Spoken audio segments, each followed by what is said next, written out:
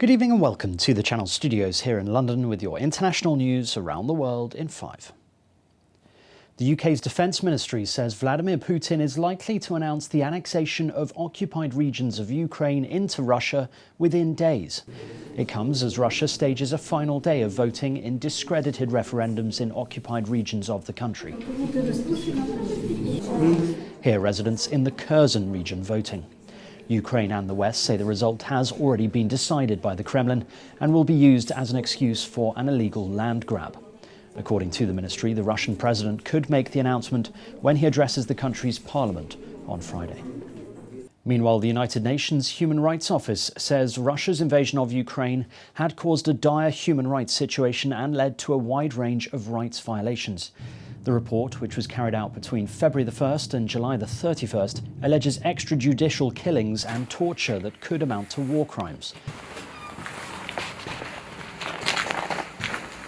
The Office of the High Commissioner for Human Rights said that it was particularly concerned about torture and ill treatment of detainees by Russian forces and affiliated armed groups, but said there had been rights violations by both sides.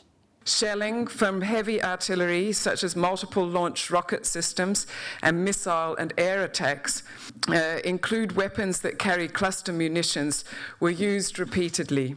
The scale of damage and destruction strongly indicates that violations of international humanitarian law have occurred. European countries are investigating 3 mystery leaks in 2 major gas pipelines between Russia and Europe. The cause of the damage to Nord Stream 1 and 2 is unclear, but authorities have not ruled out sabotage. The operator of Nord Stream 1 said the undersea lines had simultaneously sustained unprecedented damage in one day. Both pipelines have been flashpoints in the energy tussle between Moscow and Europe. Leaders from around the world have attended a state funeral in Tokyo to pay tribute to the country's longest-serving prime minister. Outside, a 19-gun salute honoured Shinzo Abe, who was shot dead in July.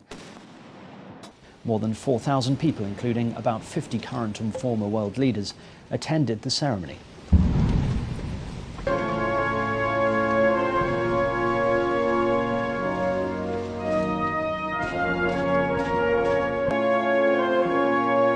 His widow, Akai, carried his ashes down the aisle in the Nippon Budokan Hall in central Tokyo.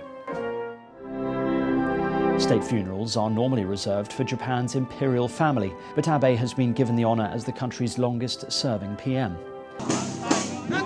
However, many people were critical of the decision to grant a state funeral. Several thousand protesters demonstrating nearby. They argue the event used precious state resources that could be directed towards more pressing needs.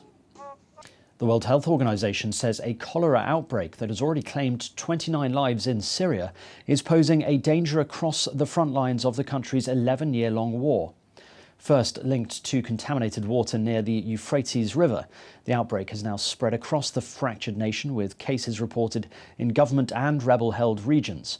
In all, at least 2,000 cases have been reported so far. The WHO warned that while most of those affected will have mild or no symptoms, cholera can kill within hours if untreated. Kenya's worst drought in 4 decades has killed almost 2% of the world's rarest zebra in 3 months, and 25 more elephants than normal over the same period. It is starving Kenya's famed wildlife of normal food sources out in the open and driving them into deadly conflict with people. Conservationists say that without interventions to protect wildlife, or if the approaching rainy season fails again, animals in many parts of the East African country could face an existential crisis. And the Prince and Princess of Wales are making their first visit to the nation since they were given the titles. The royal couple visited Anglesey, where they lived for 3 years after they first married. It comes as Kensington Palace said there were no plans for Prince William to have an investiture, anything like his father had as Prince of Wales. In their first official visit as Prince and Princess of Wales, the royal couple visited the RNLI Holyhead lifeboat station in Anglesey, where they met crew and volunteers. And that's your international news around the world in 5. Now back to the Channel Studios in Lagos.